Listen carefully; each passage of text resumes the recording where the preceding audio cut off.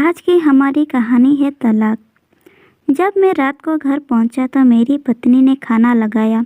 मैंने उसका हाथ अपने हाथों में लिया और कहा, मुझे तुमसे कुछ ज़रूरी बात कहना है। वो शांत बैठकर खाना खा रही थी। उसकी आंखों में कुछ दर्द सा साफ नजर आ रहा था। अचानक मुझे नहीं पता कैसे कहूँ, मगर मुझे उसे बताना ही था। मैंने बड़ी शांति से कहा, मुझे तलाक चाहिए। लगा जैसे उसे मेरे शब्दों से कुछ फर्क नहीं पड़ा, बल्कि उसने मुझसे पूछा, क्यों तलाक चाहिए। मैंने उसके सवाल को अनसुना किया तो उसे गुस्सा आ गया। उसने चम्मच उठाकर फेंका और जोर से चिल्लाई, तुम इंसान नहीं हो। उस रात हमने एक दूसरे से बात नहीं की। वो रो रही थी। मुझे पता था कि वो जानना चाहती थी कि आखिर ऐसा क्या हुआ जो हमारा रिश्ता टूटने की कगार पर आ गया।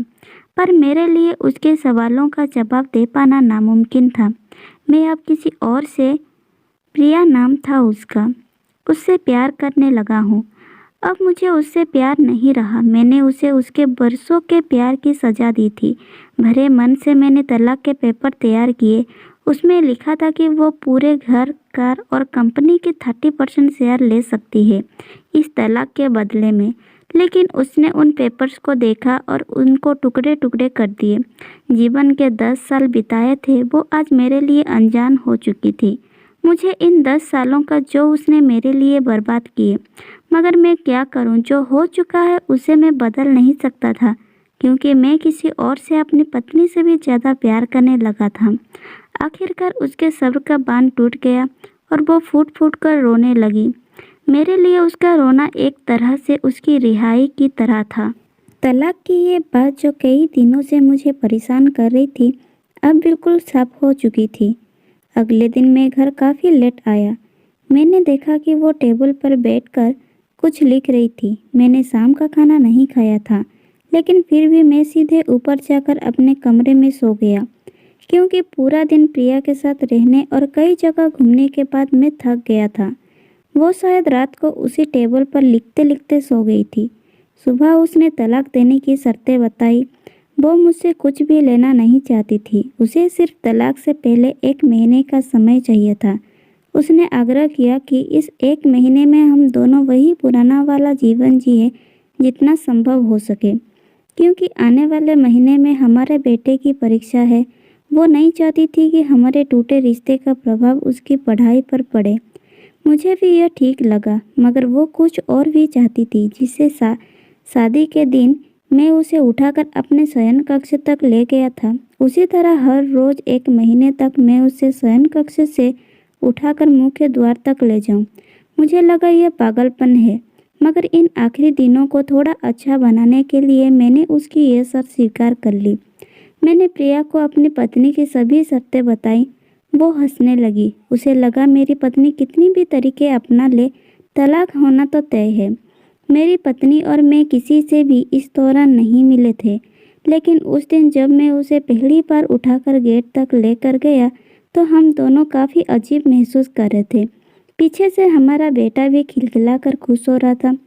अगले दिन यह काम थोड़ा सामान्य और आसान हो गया। वो मेरे सीने से लगी थी और मैं उसकी खुशबू महसूस कर रहा था। ऐसा लगा जैसे कई दिनों बाद मुझे ये खुशबू मिल रही थी, या फिर कई दिनों से मैं उसके होने का महसूस नहीं किया था। पहले जितने उसमें वो कसाव नहीं था, और चेहरे पर कुछ हल्की झुर्रियाँ नजर आ रही थी और बाल भी सफ़ेद होने लगे थे। यह वही औरत थी जिसने अपने जीवन के 10 साल मुझे समर्पित किए थे। चौथे दिन जब मैंने उसे उठाया तो वो पुरानी रोमांच लौटने लगी थी। 5वें और 6ठे दिन वो पुराना प्यार फिर जागने लगा। मैंने प्रिया को इस बारे में कुछ नहीं बताया था। अब उसे उठाना और भी आसान हो गया था।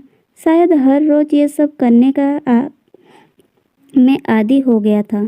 एक दिन वो अपनी पसंद की साड़ी निकाल रही थी, लेकिन कुछ खास नहीं ढूंढ पाई। उसने सांस भरते हुए कहा कि उसके सारे कपड़े बड़े पड़ने लगे हैं।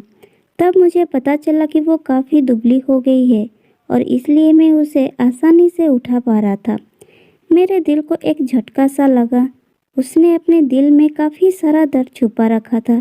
पता नहीं कैसे मैं आगे बढ़ा और उसके सिर को छू कर देखा। अचानक हमारा बेटा आया और बोला कि पापा, ये तो मम्मा को उठाकर बाहर ले जाने का समय हो गया है। उसके लिए अपने पापा द्वारा मम्मा को इस तरह उठाकर ले जाते हुए देखना जीवन का अभिन्न हिस्सा बन गया था। मेरी बीवी ने हमारे बच्चे को बुलाया और जोर से उसे गले लगा लिया। मैंने अपना चेहरा दूसरी तरफ कर लिया। मुझे लगा कहीं मैं अपना निर्णय ना बदल लूँ। मैंने अपनी पत्नी को रोज की तरह उठाया और बेडरूम से सिटिंग रूम होते हुए हॉल तक ले गया।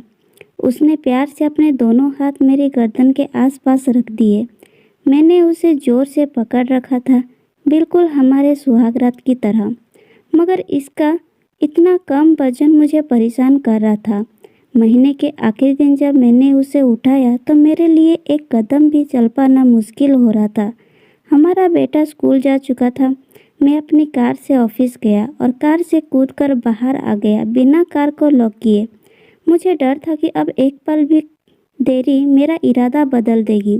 मैं ऊपर गया। प्रिया ने दरवाज़ा खोला और मैंने उससे कहा, सॉरी प्रिया, अब मैं अपनी पत्नी से तलाक नहीं लेना चाहता। उसने मुझे देखा और मेरे सर पर हाथ फेरकर कहा, तुम्हें बुखार तो नहीं है? मैंने उसका हाथ हटाया और कहा, सॉरी प्रिया, अब मुझे अपनी पत्नी से तलाक नहीं चाहिए। हमारी शादीशुदा ज़िंदगी शायद हम दोनों के ध्यान न देने की वजह से बोरिंग हो गई थी, लेकिन इसका मतलब ये कतई नहीं कि हम एक दूसरे से प्यार नहीं करते। अब मुझे एहसास हुआ कि जिस दिन मैं उसे शादी करके अपने घर लाया था, उस दिन से जीवन के आखिरी दिन तक मुझे उसका साथ निभाना है। प्रिया के होश उड़ गए। उसने मुझे एक जोरदार चांटा जड़ दिया मेरे मुंह पर। वो रोने लगी और दरवाज़ा अंदर से बंद कर दिया। मैं सीढ़ियों से नीचे उतरा और आकर अपने कार में बैठ गया। आगे एक फूल वाले की दुकान पर रुका और अपनी प्यारी पत्नी के लिए एक सुंदर सा गुलदस्ता लिया। दुकानदार ने पूछा कि इस पर क्या लिखना है। मैंने मुस्कुराते हुए कहा कि मैं तुम्हें जीवन के आखिरी दिन तक यूं ही उठाता रहूँगा, मेरी अर्धांगिनी। उस समय जब मैं घर आया, हाथों में गुलदस्ता लिए, मेरे चेहरे पर एक मुस्कान थी। मैं ऊपर अपने कमरे की तरफ भाग कर गया, लेकिन तब तक वो मुझे छोड़कर इस दुनिया से जा चुकी थी, हमेशा के लिए। वो कई महीनों से कैंसर से लड़ रही थी, लेकिन मैं प्रिया के साथ इतना खोया हुआ था कि कभी ध्यान ही नहीं रहा। उसे पता था वो जल्दी ही मुझे छोड़कर जाने वाली है, इसलिए वो मुझे और मेरे बेटे के रिश्ते को टूटने से बचाना चाहती थी। मैं नीच उसे तलाक लेना चाहता था, लेकिन फिर भी उसने मुझे अपने बच्चे की नज़रों में एक प्यारा पति और पिता बना दिया था।